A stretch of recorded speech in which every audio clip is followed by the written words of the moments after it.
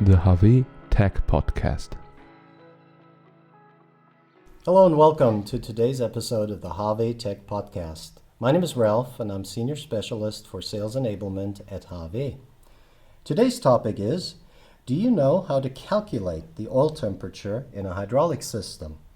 Since I obviously don't know the answer to this, I've invited Key Market Manager Axel, who's going to tell us something about it. Welcome, Axel. Thanks, and thank you for inviting me. Yes, and I think I can contribute some information about that topic. Well, let's hope so. Could you please first explain why a hydraulic system heats up and why it's so important to calculate the temperature? Okay, let's start with the basics. So, how do you find the temperature in here?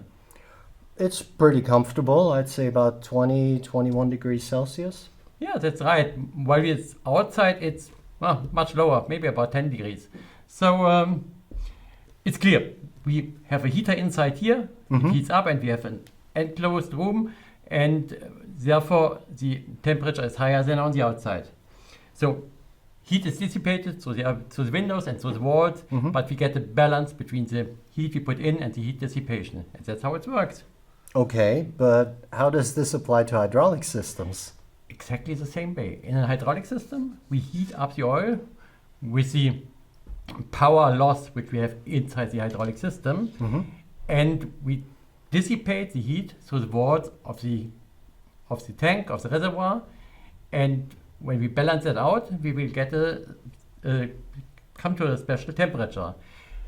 The difference between the room and the hydraulic system is we want to keep the heat inside of this room, and in the hydraulic system we want to get rid of the heat as fast as possible. Okay. So that's the difference, but there's one thing in common. In both cases, we want to use as low energy for heating as possible. Okay, so it's about the balance between energy input and the dissipated heat, if I understand you correctly. Perfectly described. Nothing to add. Yeah, no. We've got a podcast here, so our listeners will want to hear a little bit more. Why does the temperature have to be calculated, and how do we do it? Okay, in a hydraulic system, it is important that the system does not overheat. So usually our maximum temperature is about 80 degrees Celsius. In some other cases, it might even be lower, but typically at 80 degrees Celsius, everything should stop. So, this is why we need to do the calculation. Okay, so can you please explain a little bit more in detail how this calculation works? Okay, as you already said, we have to find the balance point between the input heat and the heat dissipation through the walls of the hydraulic system. And the input heat comes from the power losses inside our hydraulic system. And in many cases, you don't know how much power is lost, is heating up the system. But as a rule of thumb, we can take about 50% of the input power as power loss. So this is the power which heats up our hydraulic system. Okay. So how much energy or power is dissipated to the outside?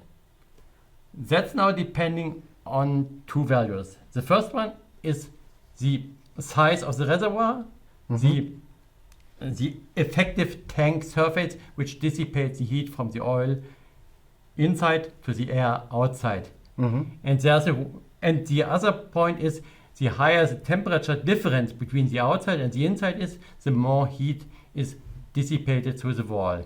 So as a rule of thumb, another one, 1 square meter tank surface and the temperature difference of 10 Kelvin dissipates about 150 watt.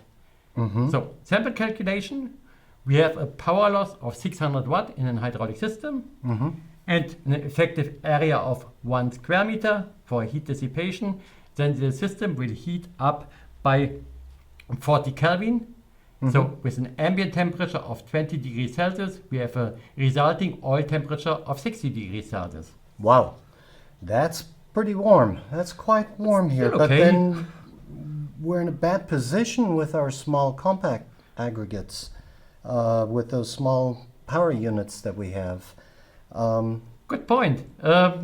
some people think so, but there's a big difference with our compact power units compared to the conventional power units.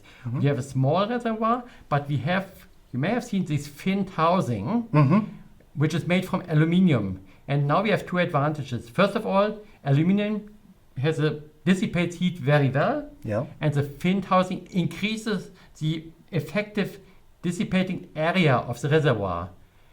More surface area. More correct? surface area, exactly. Okay. And just as an example, and in addition, we have the option to put a blower on top of the power unit to dissipate even more heat. And with that, for example, our HKF power unit, one of the bigger compact units, can dissipate about 400 watt at a temperature difference of 10 Kelvin. So much more than a big reservoir. Okay. That sounds really positive here. Isn't it possible to fit an outside cooler? Yeah, there's an option for an outside cooler as well.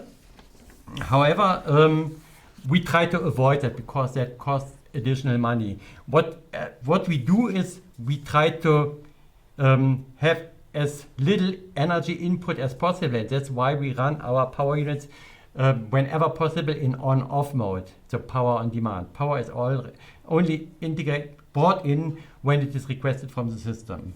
Okay, so how could I or our audience select such a cooler if it was needed?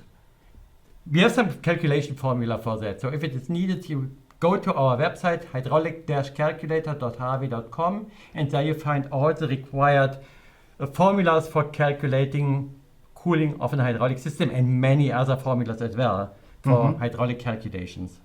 Okay, and for our audience, we will put a link to this calculation in our show notes so that you can play with it and see what you find. So, that was a really good explanation of this. So let me summarize for our audience and for myself to see if I understood correctly.